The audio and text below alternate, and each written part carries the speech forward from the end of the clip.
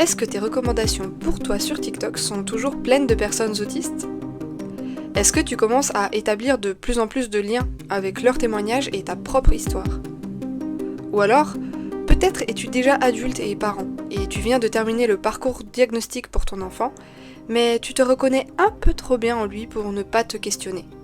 Bref, est-ce que depuis quelque temps tu ne te demandes pas si, toi aussi, tu n'es pas un peu autiste ? Je te propose de faire le tour de ce qu'est l'autisme et de comment on le reconnaît dans cette vidéo. Et si jamais cette démarche pourrait énerver quelques personnes, promptes à la chasse aux sorcières de l'autodiagnostic, il me semble bon de vous rappeler qu'aucun diagnostic officiel ne peut avoir lieu sans questionnement préalable, et que si de nombreuses personnes se reconnaissent dans cette vidéo, il n'y a strictement aucun mal à cela. Mais on en reparlera à l'occasion d'une autre vidéo. Bienvenue, je suis Will Dilou, et aujourd'hui, nous allons parler des critères de diagnostic TSA. Pour diagnostiquer l'autisme, qui n'est pas une maladie mais une condition neurologique, tous les ouvrages qui y font autorité relèvent les mêmes caractéristiques, qui peuvent toutes être regroupées en 3 critères principaux. 1. Les difficultés sensorielles. À l'inverse d'un cerveau dit neurotypique, qui favorise les connexions longues entre neurones éloignés, le cerveau des personnes autistes se caractérise par des zones du cerveau où les neurones les plus proches les uns des autres sont interconnectés et ultra-connectés. C'est-à-dire que les neurones localement situés au même endroit du cerveau communiquent entre eux de façon très intense. Dès lors, quand un neurone de cette zone est activé, la balle du flipper s'agite dans tous les sens et active tous ses copains neurones aux alentours. Ainsi, pour un seul petit stimulus, la réaction neuronale correspond à celle normalement observée pour un stimulus de plus grande ampleur. C'est cela qu'on appelle hypersensibilité. Le fait de ressentir intensément un stimulus a priori moyen, voire minime. Les personnes autistes sont, de fait, hypersensibles. Il ne faut pas nécessairement voir là-dedans ni une faiblesse, ni un super-pouvoir. Chimiquement, le cerveau autiste réagit à chaque détail, ce qui le pousse à la surchauffe dès lors que trop de détails demandent à être traités simultanément. En fonction des personnes, cette hypersensibilité se manifeste différemment. Tous les sens ne sont pas touchés de façon égale, à tel point que certains sens peuvent même être inhibés. On appelle cela des hyposensibilités. Le fait d'être peu, voire quasiment pas sensible à un de ces sens. Ainsi, certains autistes peuvent avoir l'odorat d'un chien et le sens du détail visuel d'une taupe. Ou, à l'inverse, ne pas sourciller une seconde en sniffant la couche d'un nouveau-né, mais ne pas supporter un plan de travail désordonné. D'ailleurs, 2 autistes présentant les mêmes sensibilités ne le manifesteront peut-être pas de la même façon. Prenons l'exemple de Louis.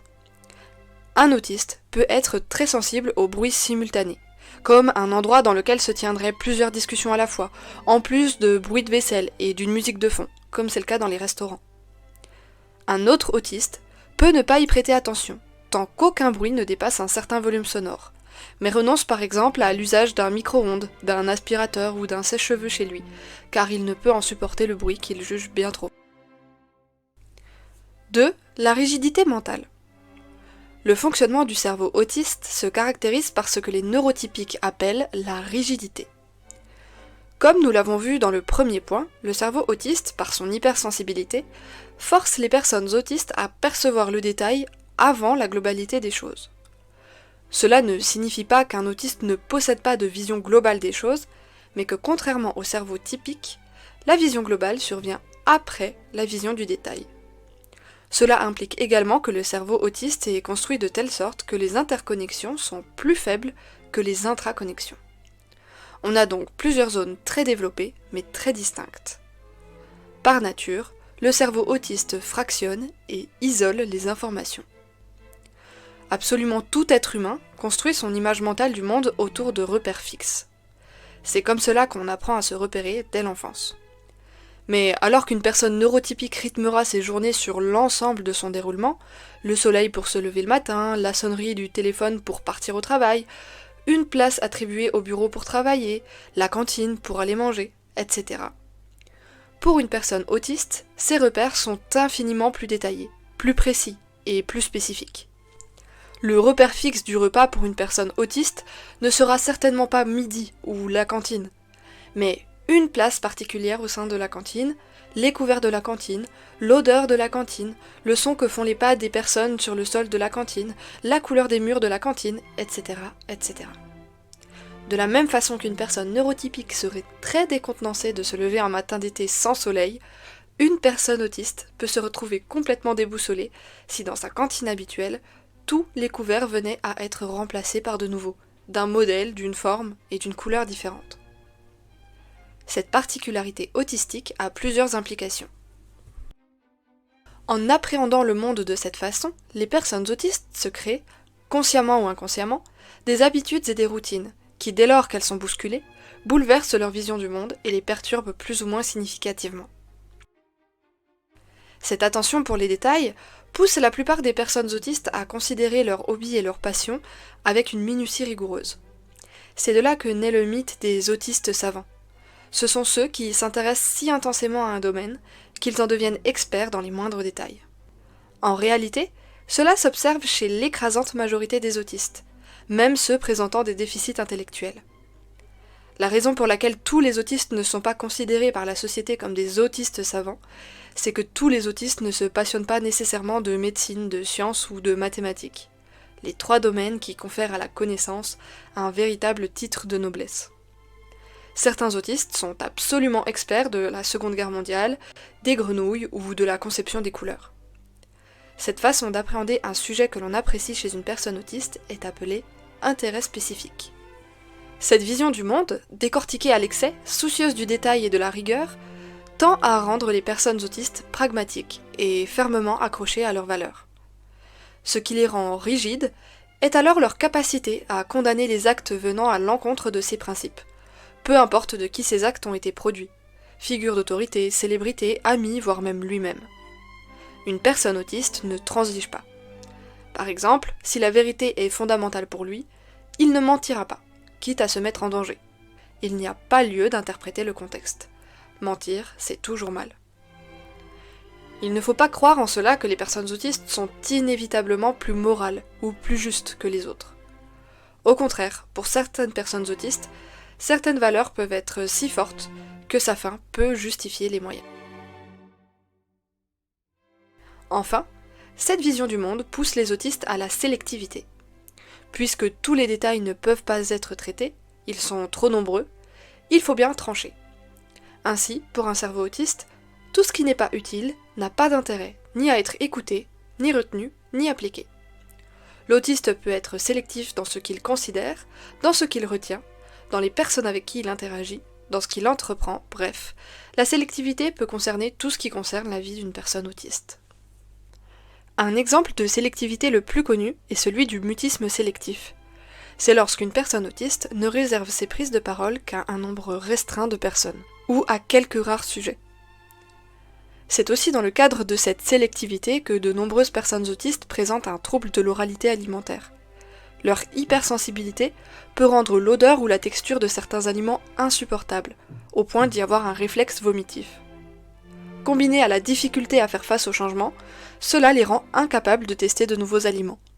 Ajoutant finalement l'attrait pour la routine et l'habituel, le panel de nourriture tolérée peut alors se retrouver fort restreint. 3. Les difficultés liées aux normes sociales. Les autistes sont presque toujours dans l'esprit des gens des personnes bizarres, inadaptées socialement, solitaires et énigmatiques. Ceci est le reflet de ce qui clôt le handicap de l'autisme, la difficulté de comprendre les normes sociales, de s'y adapter et ainsi de se fondre dans des groupes sociaux à l'école, au travail, dans tout type de club et même souvent au sein de sa propre famille. Comme vu dans le point précédent, une personne autiste fonctionne différemment. Elle focalise sur des détails que personne d'autre ne remarque et fait preuve d'une rigidité excessive que peu de gens comprennent. Les normes sociales, changeantes, arbitraires et sans cesse liées au contexte global, rend presque impossible leur compréhension aux personnes autistes. Dans les cas les plus souvent décelés, les personnes autistes renoncent à s'y plier, ou n'y parviennent simplement pas, au point où le décalage est frappant. Dans de nombreux cas pourtant, les personnes autistes, désireuses de s'améliorer et d'apprendre, avancent en tâtonnant, réussissent la plupart du temps à s'adapter, mais se retrouvent complètement perdues dès lors qu'une nouvelle situation apparaît ou qu'elle fatigue. Alors, elles multiplient les faux pas, d'autant plus incompris que jusqu'alors, elles avaient fait un sans faute. Tel un élève récitant par cœur, sans comprendre, capable de répondre à toutes les questions de l'examen, sauf celles lui demandant de transposer ses connaissances à un nouveau sujet. De plus, les autistes utilisent principalement comme mode de communication le premier degré. Pragmatique, toujours tourné vers l'essentiel et le vrai, et malgré parfois la volonté d'être diplomate et d'y mettre les formes, un autiste a tendance à ne pas se ranger systématiquement de l'avis de la majorité, à répondre sincèrement à toutes les questions, même celles d'usage et de politesse, et de faire preuve d'une précision souvent perçue comme de l'indiscrétion. Toujours très aveugle aux codes sociaux non-verbaux, le second degré est souvent difficile à déceler pour elles, qui tombent souvent à côté des blagues qu'on leur fait. Bref, l'autiste est perçu comme une personne bizarre, difficile à comprendre, impolie, sans tact et sans humour, obsédée par certains sujets incongrus. Sans les clés pour se comprendre, neurotypiques et autistes butent l'un devant l'autre, et même parfois, malgré une sincère volonté de s'unir, et finissent démunis dans la tentative de relationner. Pour une personne neurotypique, il suffit alors de se tourner vers quelqu'un d'autre. Il a moins d'une chance sur 100 de retomber sur un cerveau différent du sien. Pour l'autiste, c'est plus compliqué. Les probabilités s'inversent. Il y a une chance sur 100 de tomber sur quelqu'un du même fonctionnement que lui. Et encore, il ne faut pas croire que tous les autistes peuvent s'entendre. Finalement, cette situation mène à un isolement profond pour les personnes autistes, incomprises et de fait, bien souvent rejetées. Que l'autisme soit diagnostiqué ou non d'ailleurs, cela ne change rien. Tout ce que le diagnostic change, c'est une explication sur cette inexorable mésentente. Évidemment, me direz-vous, les clichés sont à proscrire. Ainsi, n'interprétez pas à mal mes propos. Je ne prétends pas qu'un autiste ne peut pas avoir d'amis ou de relations, mais dans la plupart des cas, si une personne autiste a une relation, au moins l'une de ces trois choses s'observe. Soit la personne autiste fait des efforts considérables pour ne pas dévoiler entièrement qui elle est et rester aimable aux yeux de la personne. Soit l'autre personne est également neuroatypique, et pas nécessairement autiste d'ailleurs. Soit enfin c'est un effort constant et sans relâche pour les deux personnes d'essayer de se comprendre l'une et l'autre et de s'adapter à la manière de fonctionner de l'autre. Ainsi s'achève la liste qui permet aux professionnels de diagnostiquer l'autisme chez l'enfant comme chez l'adulte. Cependant, peut-être êtes-vous confus face à cette liste. Vous avez l'impression de vous reconnaître, ou peut-être même que vous avez l'impression que tout le monde peut s'y reconnaître. Mais non. Car ce qui caractérise l'autisme, c'est l'intensité à laquelle sont soumises ces trois caractéristiques. Ainsi, je veux m'assurer que cette vidéo soit bel et bien comprise. Quand j'emploie le mot « difficulté », il faut comprendre cela dans son sens le plus strict. Quelque chose qui cause un mal, une peine, une douleur, lorsque l'on essaye de l'effectuer. Ces trois pôles de difficulté sont bel et bien source de souffrance pour les personnes autistes, sujettes à de nombreuses crises durant lesquelles elles ne sont pas capables de réguler leurs émotions négatives de colère, de frustration et de détresse. Ces crises, plus ou moins impressionnantes en fonction de la manière dont elles se manifestent, sont très difficiles à vivre pour les personnes autistes et à comprendre pour les personnes non autistes. Sujet à part entière, les crises autistiques sont souvent la conséquence de plusieurs déclencheurs accumulés et peuvent prendre la forme d'une implosion ou d'une explosion. Dans le cas de l'implosion, appelée shutdown, la personne autiste se renferme sur elle-même. Elle peut pleurer, sombrer dans le mutisme, s'isoler, se mettre en boule ou encore s'allonger par terre. Dans le cas de l'explosion, qu'on appelle meltdown, la personne autiste ne peut plus retenir le flux d'émotions qui la traverse, et celle-ci s'échappe d'elle en dehors de son contrôle, de façon plus ou moins violente. Elle peut hurler, devenir agressive dans sa parole ou dans ses gestes, et dans la plupart des cas, par honte et dégoût d'elle-même, mais aussi par volonté de ne blesser personne, cette violence se retourne le plus souvent contre elle-même. Les personnes autistes se frappent, se tirent les cheveux, s'insultent ou se font du mal de différentes manières. De manière générale, quel que soit le type de crise, chaque personne autiste aura sa manière propre d'imploser ou d'exploser. Certaines manières sembleront plus impressionnantes ou plus bizarres que d'autres, mais il faut bien comprendre que les personnes TSA se retrouvent complètement dénuées de toute ressource dans ces moments de crise. Mais les crises autistiques ne sont que la partie immergée de l'iceberg. Les difficultés sont telles pour les personnes autistes qu'elles en deviennent extrêmement vulnérables à l'anxiété, la dépression, les comportements autodestructifs et les pensées suicidaires.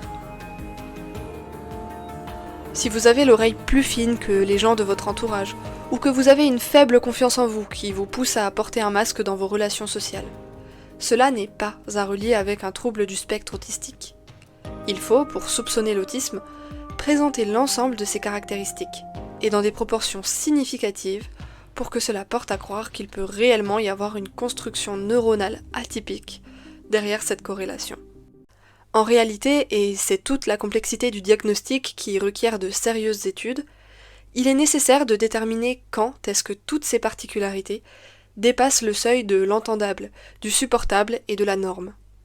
Puisque les recherches sont encore bien loin d'avoir tout compris de l'autisme et de son fonctionnement, un flou demeure quant à cette ligne à franchir.